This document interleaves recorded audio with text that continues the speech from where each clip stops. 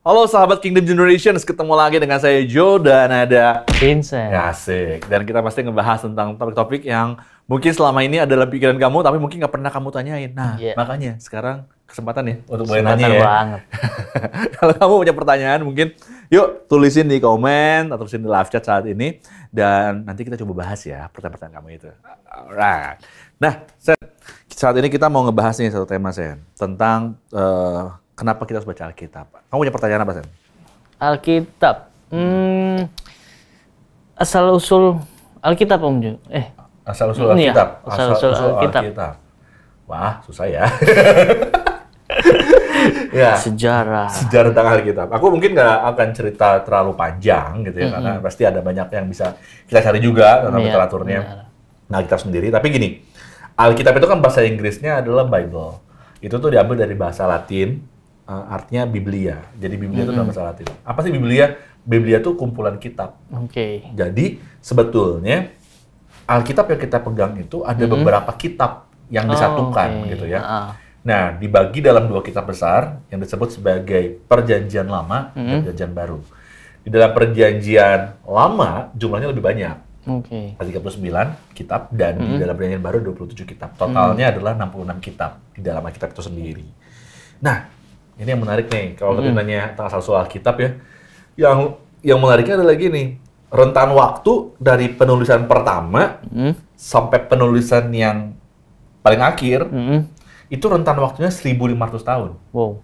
Dan melibatkan sekitar 40 penulis. Oke. Ya, jadi 66 itu tuh melibatkan 40 penulis di rentan waktu yang sangat panjang. Tapi, nah ini nih yang unik nih. Uniknya adalah semua yang mereka tulis dengan rentan waktu yang sebegitu panjang 1.500 tahun dengan 40 orang yang berbeda. 40 orang ini punya latar belakang profesi yang beda-beda, Sen. Ada yang nelayan, ada yang penyair, ada raja, ada pahlawan atau pejuang gitu ya. Macam-macam. Ada murid Yesus juga di dalamnya, ada rasul. Jadi macam-macam semuanya, punya profesi berbeda-beda. Hebatnya, di antara mereka semua 40 penulis ini dengan rentan waktu sepanjang itu, semuanya menunjuk pada satu pribadi. Yaitu pribadi Yesus. Pribadi Tuhan Yesus. Nah, sekarang gini nih, Sen. Aku nanya sama Vincent. Kalau misalkan nih, Vin, kita kan ada satu ruangan nih. Dan di dalam gedung ini kan ada berbagai macam ruangan nih. Iya. Misalkan kita ada 20 orang nih. Kita dikumpulin. Oke, saat ini teman-teman semua, silakan tuliskan apa yang dalam pikiran kamu saat ini. Silakan mengambil ruangan yang berbeda-beda saat ini. Sambil kasih waktu 1 hari penuh untuk kamu boleh menuliskan. Tapi masing-masing orang di ruangan yang berbeda-beda ya. Misalkan ada 20 orang, terus 20 orang ini terbagi di 20 ruangan berbeda. 20 orang di 20 ruangan berbeda gitu ya. Kira-kira nih, Sen. Gak tahu nih harus tulis apa. Cuma pokoknya apa yang pikiran kamu tulis. Kira-kira, Sen. Mereka akan nulis hal yang sama atau berbeda-beda, Sen? Beda-beda sih. Kenapa, Sen? Kira-kira, Sen? Mungkin karena pengalaman pribadi. Aku percaya sih setiap orang juga pasti punya pemikiran sendiri-sendiri sih. Benar. Semua orang punya pemikiran sendiri-sendiri. Iya. Punya tadi pengalaman berbeda. Pengalaman. Jadi kalau misalkan nanti suatu hari misalkan, oke, waktunya habis, dikumpulin. Kira-kira nih, ceritanya nyambung nggak antara 1 orang sampai 20 orang tadi? Bisa nyambung mungkin. Tapi bisa itu kemungkinan paling kecil. Iya sih. Karena kemungkinan paling besar adalah beda-beda isinya. Beda-beda sih. Kenapa? Karena semua orang menulis berdasarkan perspektifnya masing-masing, cara pikirnya masing-masing, pengalamannya masing-masing gitu kan. Nah, anehnya nih sama Alkitab, walaupun dituliskan sama 40 orang berbeda dengan rentan waktu 1.500 tahun, mereka menuliskan cerita yang sama, tujuan yang sama, yaitu pribadi Yesus. Nah, gitu, Sen. Apa, Sen, kira-kira kamu mau tanya, Sen? Tadi kan Kak Jo bilang ditulis oleh orang berbeda-beda, terus juga kan, tapi gimana mungkin bisa ditulis manusia, terus juga ditulis oleh Allah juga sih, Kak Jo? Betul.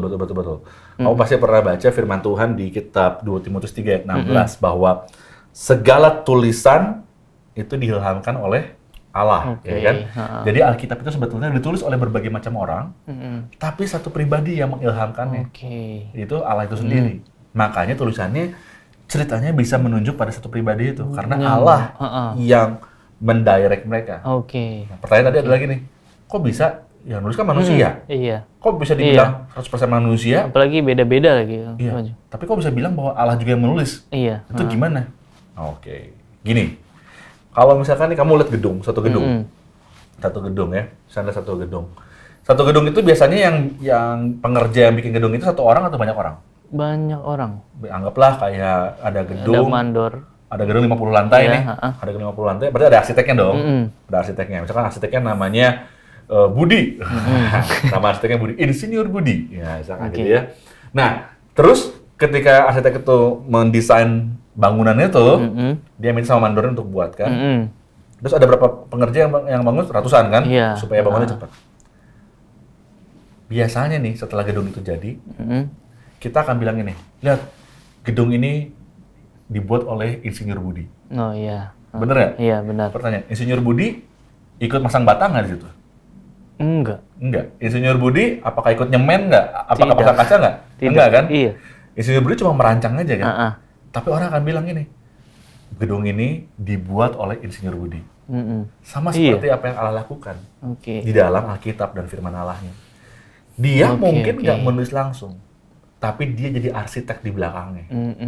Oh iya. Makanya firman Tuhan bilang bahwa segala tulisan diilhamkan oleh Allah.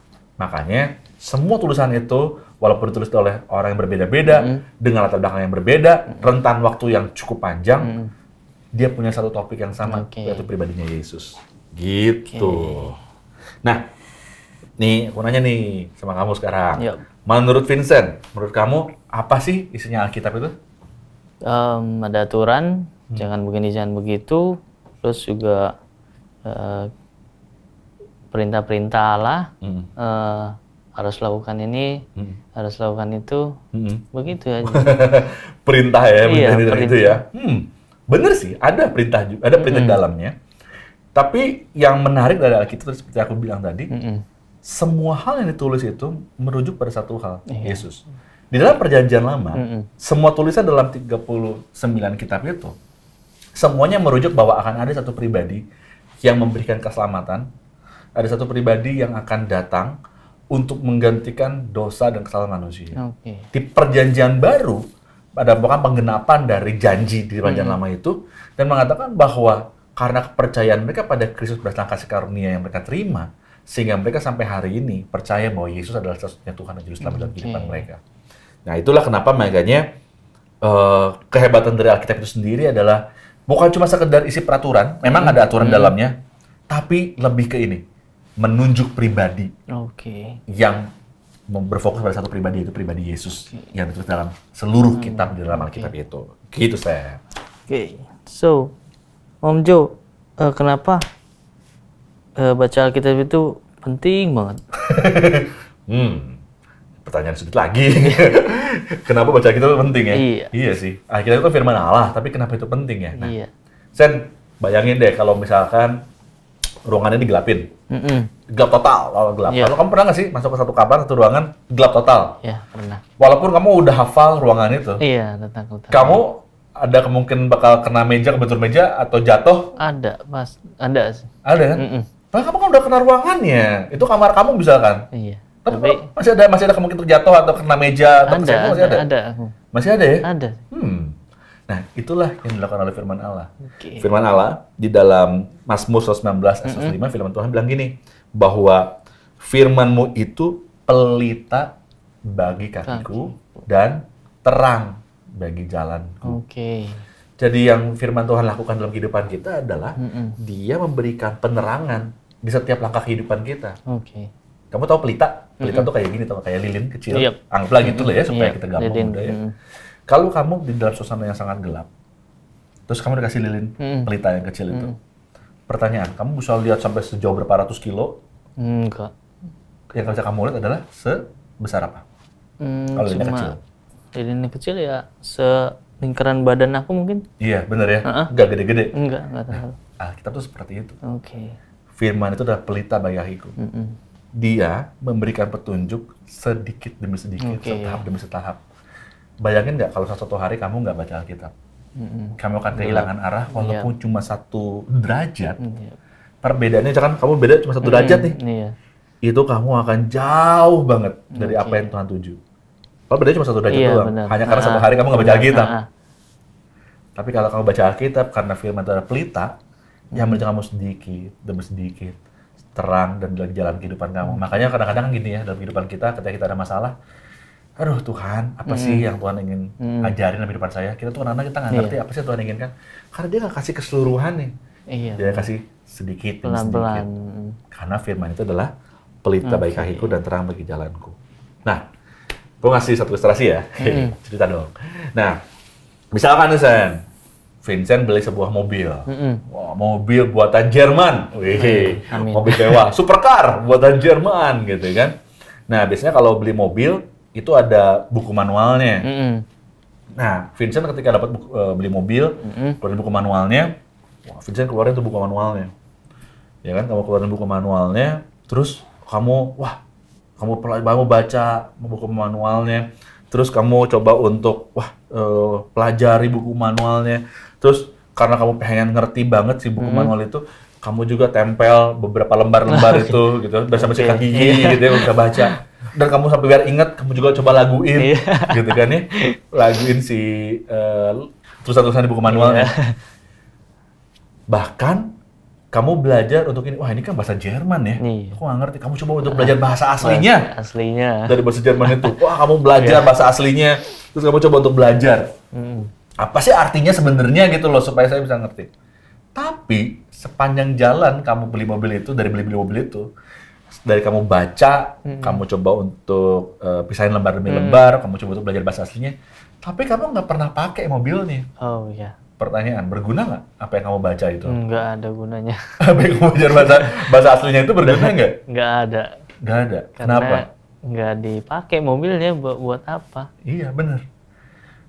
Firman Tuhan itu petunjuk buat hidup kita. Oke. Tapi firman Tuhan itu baru bisa hidup ketika kita melakukannya dalam kehidupan kita. Tujuan dari firman Allah itu dalam kehidupan kita, satu, membangun hubungan sama Tuhan. Nah, gimana kita mempraktekkan untuk kita bangun hubungan sama Tuhan kalau kita gini, oh iya aku tahu kok tentang mobil itu aku baca, atau misalkan nih kamu bayangin kamu punya buku panduannya, kamu baca, atau kamu juga males baca, kamu tahu dari cerita aku karena aku punya mobil yang sama. Sen, cara buka pintunya itu pakai remote Sen, tapi kamu nggak pernah coba, kamu cuma kata Sen, kamu tahu nggak cara buka pintunya? Kata si Kak Jo sih katanya ya pakai remote, katanya kan ini. Kamu pernah pakai? Enggak. Kamu pernah pakai mobilnya? Enggak. Kira-kira berguna nggak kamu kira baca itu semua? Nggak berguna lah. Nggak berguna kan? Ya mobilnya nggak dijalanin kan, dicoba. Nah, iya kan? Nah, tujuan dari Alkitab dibuat adalah untuk jadi petunjuk untuk kita bisa menjalin hubungan sama Tuhan. Karena gini, tujuan Tuhan cuma satu dalam kehidupan kita. Iya kan, dia adalah Tuhan yang punya inisiatif untuk datang sama kita. Dia adalah Tuhan yang inisiatif untuk bangun hubungan sama kita. Cara dia berkomunikasi dengan kita bisa berbagai macam cara. Tapi yang paling utama adalah lewat surat cintanya. Yaitu Alkitab. Dengan Alkitab, yang Tuhan inginkan adalah bahwa kita bisa mengerti apa yang Tuhan inginkan dalam kehidupan kita. Gitu, Sen. Nah, Om Jo, apa tuh? gimana seharusnya cara kita baca Alkitab? Gimana cara baca Alkitab? Baca aja sih. Ya, banyak orang ya baca Alkitab, gimana caranya? Ada macam-macam. Kita pernah nanya nih di komunitas kita juga di Kingdom Generation. Gimana cara baca Alkitab? Ada yang pertama nih. Aku Kak, pokoknya cara acak dalam nama Yesus. Dia bukan cara acak gitu kan. Kita pernah ngalamin. Ini bukan kisah fiktif, ini nyata terjadi. Nah, kisah nyata, guys. Yang pertama adalah jangan baca Alkitab secara acak. Karena itu berbahaya dalam kehidupan kita. Bayangin nih, Sen. Kita lagi punya masalah nih, Sen. Aku lagi punya masalah berat banget. Aduh, orang-orang ngeselin gitu kan. Misalkannya orang ngeselin. Wah, sebel. Aku sebel banget sama si B nih. Nyebelin banget. Terus udah gitu, aku ingin baca Alkitab. Set, bung. Lalu pas dibaca, lalu Yudas mengambil tali dan mengambil diri.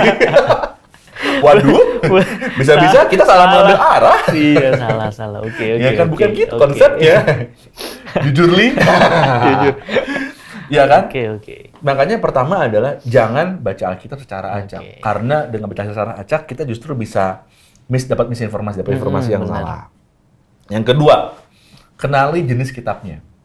Tadi aku sempat cerita di awal bahwa semua Alkitab itu adalah, di dalam isi Alkitab itu adalah kitab-kitab. Nah, kalau kitab-kitab ditulis dengan berbagai macam profesi yang berbeda, Alkitab itu ditulis bukan untuk kita secara langsung di hari ini, di zaman ini. Tapi tulisan itu ditulis untuk orang tersebut. Artinya apa? Kita mesti tahu dulu, kitab ini tuh jenis apa sih? Apakah itu puisi? Apakah itu kitab sejarah? Apakah itu adalah kitab tentang sebuah perjalanan atau biografinya Yesus? Jadi ada macam-macam jenis-jenisnya kitab. Nah, kita mesti tahu ini kitab yang kita baca ini kitab jenis apa. Jangan sampai kitab puisi, terus kita bilang bahwa ini kitab sejarah. Kita anggapnya bahwa kitab sejarah. Pas kita baca, wah ini harus kita lakukan. Akhirnya apa? Wah, hidup kita bukannya makin baik, malah amburadul. Karena itu kenapa banyak orang miskonsep. Kenapa? Karena dia nggak membaca kitab ini kitab apa sih? Dan kenapa ayat ini ditulis? Kita harus tahu. Lalu yang ketiga adalah belajar untuk bertanya. Jadi selalu di dalam benak kita gini, kita punya banyak pertanyaan tentang apa yang kita tulis. Misalkan nih Vincent nih, hari ini habis baca misalkan kitab Amsal 15 misalkan. Taruh pertanyaan di dalam 15 itu. Kenapa sih Tuhan buat tulisan ini? Apa sih yang Tuhan ingin saya belajar dari ayat ini? Waktu ayat ini ditulis, apa yang sebenarnya terjadi dalam kehidupan itu? Jadi gali ceritanya supaya kamu tahu konteks dari kitab itu. Dan sehingga Alkitab itu jadi hidup. Ya, jadi seringkali kita cuma baca kayak baca novel atau kayak baca koran gitu, baca artikel di Google gitu, atau baca artikel di blog gitu kan. Udah selesai. Akhirnya kita nggak dapat apa-apa dan kita akan bilang, susah banget sih baca Alkitab, padahal mungkin ada pesan yang Tuhan ingin sampaikan. Caranya gimana? Taruh pertanyaan di setiap pesan yang kita baca pada hari itu. Dan tanyakan, diskusiin sama siapa? Sama orang terdekat kamu, bisa kamu sama orang tua kamu, belajar diskusi sama orang terdekat kamu bisa belajar diskusi sama orang di gereja, ya sama para pemimpin di gereja. Belajar untuk bertanya, ini maksudnya apa sih? Nah, disitulah cara kita belajar untuk mengetahui apa maksud Tuhan ketika Tuhan tuliskan surat itu buat kita. Dan berdoa. Kita harus berdoa. Sebelum baca firman Tuhan itu, penting banget untuk kita berdoa sama Tuhan. Berdoa agar kita dapat hikmat Tuhan dari Roh Kudus. Karena yang mengajar, menegur, dan peringatkan adalah tugasnya Roh Kudus dalam kehidupan kita. Dan kita sebagai orang percaya bahwa gini, ketika kita menerima Yesus, ada Roh Kudus dalam kehidupan kita. Dan Roh Kudus adalah Roh Allah yang memberikan pengajaran ketika kita sedang membaca firman-Nya. Ya. Nah, terus setelah kita doa, apa yang terakhir lakuin? Berbuat sesuatu. Praktek kayak tadi. Praktek lakuin. Ya. Oh, saya tahu ini apa arti dari ini. Bisa kau baca nih, ampunilah musuhmu, bahkan doakanlah musuhmu dan berikanlah berkat. Wah, itu susah banget. Belajar untuk mendoakan musuh kamu, mendoakan untuk orang yang sakit hati di kamu. Kamu merasa sakit hati, merasa ada masalah, tapi kamu belajar untuk mendoakan dan memberkati dia. Praktekkan. Gampang nggak? Mungkin awalnya nggak mudah. Tapi ketika kamu belajar untuk mempraktekkan setiap hari, kamu akan mengerti. Ya gitu ya. Nah, aku mau tutup dengan gini. Di Yakobus 1 ayat 23 firman Tuhan bilang, sebab jika seorang hanya mendengar firman saja dan tidak melakukannya, ia adalah seumpama seorang yang sedang mengamati mukanya yang sebenarnya di depan cermin dan melupakannya. Misalkan nih, Vincent ngaca kan tiap hari kan? Iya, ngaca. Ngaca kok. Kamu ngaca nih. Kamu cuma ngaca sebentar. Set. Kira-kira kamu inget nggak posisi rambut kamu terakhir kayak gimana? Kalau aku sih khawatir ya. Tapi aku nggak pernah lupa. Tapi segitu-segitu aja. Terus kalau Vincent, wah cuma sebentar set. Tadi ada apa ya, bekas sabun nggak? Atau rambut aku udah rapi atau belum? Kamu balik lagi ke kaca itu. Dan kamu butuh waktu yang cukup lama. Nah, firman Tuhan juga begitu. Jangan terlalu cepat. Ambil waktu untuk merenungkannya sama di depan cermin itu. Gimana, Sen? Dari apa yang kita pelajari tentang pentingnya membaca Alkitab dan mengapa kita baca Alkitab, apa yang kesimpulan yang bisa kamu tarik? Baca Alkitab itu bukan sesuatu paksaan. Baca Alkitab itu bukan sesuatu yang kewajiban, tapi baca Alkitab itu untuk biar diri kita lebih maju di dalam Tuhan. Amin. Biar lebih dekat juga sama Tuhan sih. Amin. Itu yang aku tangkap. Wow, itu luar biasa. Kayaknya kamu dapat sesuatu ya hari ini ya. Amin, dapat banget. Firman Tuhan itu adalah pelita bagi kaki kita dan terang bagi jalan kita. Pastikan bahwa setiap kita, sebagai orang percaya, baca firman Tuhan. Kenapa? Kalau misalkan nih, ada seorang yang paling dekat di hati kamu, kekasih kamu nih ya, menuliskan surat, atau email, atau WA. Dia orang yang kamu sayang, dan dia menuliskan WA itu buat kamu. Apa yang kamu lakukan? Kamu pasti akan baca dengan pelan-pelan, kamu pasti akan baca. Karena itu penting buat kamu. Karena itu adalah orang yang dekat dengan hati kamu. Firman Tuhan adalah surat cintanya Tuhan buat kita. Semua yang dituliskan Allah, itu diilhami oleh Allah untuk kita sendiri, supaya kita nggak melenceng dari tujuan Allah itu sendiri. So, pastikan teman-teman semua yang menyaksikan acara ini pada hari ini, kita baca firman Tuhan dengan benar. Karena ada maksud dan kebutuhan yang perlukan dari firman Tuhan yang kita baca. Taruh pertanyaan di dalamnya, berdoa, minta Roh Kudus untuk mengartikan dalam kehidupan kamu dan praktekkan dalam kehidupanmu, agar kita bisa menghidupi firman itu dengan baik. Hari ini, saya mau ngajak kamu semua untuk kita sama-sama, yuk mulai sekarang, jadikan baca Alkitab bukan sebagai kewajiban, tapi jadikan baca Alkitab sebagai kebutuhan. Kalau kebutuhan kan artinya, kayak makan nih. Kamu udah makan belum? Belum. Nah, kalau kamu belum makan, kira-kira kamu kalau udah waktu mau makan, kira-kira itu kewajiban atau kebutuhan? Kebutuhan biar hidup. Biar hidup ya? Iya. Kalau kamu nggak makan, bisa-bisa mati dong, gitu kan? Mati. Nah, karena kebutuhan, kamu melakukan dengan senang hati. Benar. Ada nggak? Ayo makan, dipaksa makan. Enggak dong, karena kebutuhan kan? Iya. Nah, kalau firman Allah atau Alkitab dibaca karena kebutuhan, kita akan baca dengan sukacita. So, pastikan, sebagai New Generation juga ada hari ini, membaca firman Tuhan karena kebutuhan. Karena Allah rindu untuk kita menjalin hubungan sama Dia setiap hari. Firman Tuhan adalah pelita bagi kaki kita. Dia selalu memberikan jalan terangnya bagi kehidupan kita. Bayangin kalau teman-teman jalan di kegelapan dan nggak bawa lentera itu. Pasti kita akan terjatuh. Dan juga kita akan kesenggol barang kiri kanan. Tapi kalau ada Tuhan, bersama firman yang hidup dalam kehidupan kita pasti hidup dalam keselamatan. Kita berdoa ya. Bapak, terima kasih untuk hari ini kami sudah belajar mengenai pentingnya untuk membaca Alkitab. Biarlah para pemirsa dan setiap orang yang menonton acara ini, Tuhan Yesus, bukan suatu kebetulan mereka menonton acara pada hari ini untuk membaca Alkitab. Mari Roh Kudus ingatkan pada diri mereka untuk mereka membaca Alkitab sebagai kebutuhan. Karena itu adalah surat cintanya Allah pada mereka. Dan mulai hari ini, biarlah komitmen itu menyala dalam kehidupan kami, dan kami akan semakin giat, semakin ingin mengenal, semakin ingin bangun hubungan dengan Allah, melalui membaca firman Tuhan. Terima kasih Tuhan, di dalam nama Yesus kami berdoa. Amin. Oke, Sobat Generation, Kingdom Generation, kalau misalnya kamu punya pertanyaan, kamu bisa tuliskan di tombol komen, atau misalnya di live chat, dan kita akan bahas pertanyaan-pertanyaan kamu. So, tetap ikuti apapun video yang kami suguhkan. Siapa tahu apa yang kami akan berikan adalah jawaban dari setiap pertanyaan yang ada dalam pikiran kamu saat ini. Oke, saya Joe. Vincent. Kita ketemu lagi di Sobat Kingdom Generations. God bless you. Bye-bye. Bye-bye.